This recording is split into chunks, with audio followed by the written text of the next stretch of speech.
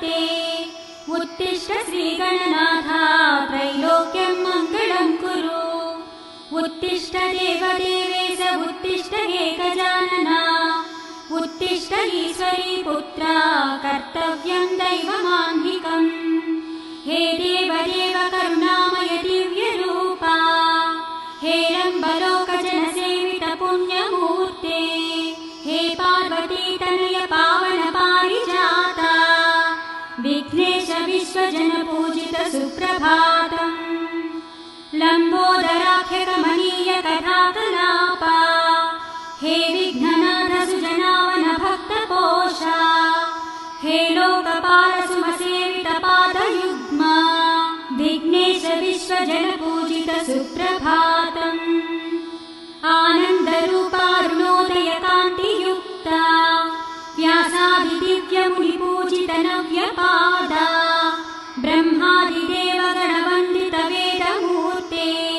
विघ्नेश विश्वजन पूजित सुप्रभातम् हे सुन्दरास्य गजवक्त्र गणेश स्वामिन् हे भक्तपूज्य गणनाथ चतुर्भुजास्य श्रीचन्दनादिसुमसेवित दिव्यदेहा विघ्नेश विश्वजन पूजित सुप्रभातम् विद्यास्वरूप विविधोज्ज्वल कार्यरूपा हे वेदवेद्य गणनायक गानलोला हे भक्तपाल शरणागत पारिजाता विघ्नेश विश्वजन पूजित सुप्रभातम् हे मामहस्तघनमूषिकवाहनेशा श्रीशूर्पकर्ण निज पाप विनाशहेतो हे वक्रतुण्ड सुरपावन सूर्य तेजा विघ्नेश विश्वजन पूजित सुप्रभातम् हे शर्वपुत्र शरणागत पोषकार्या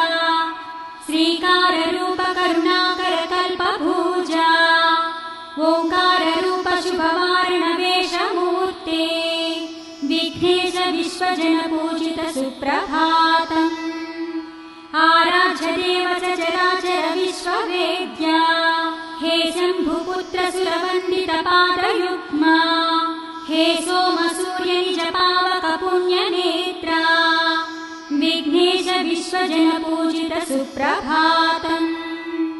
हे सिद्धिबुद्धि निज मानस राजहंसा अज्ञानछेदन सनातन साधुपोषा षट्चक्रवास सुरसेवित सुन्दरास्य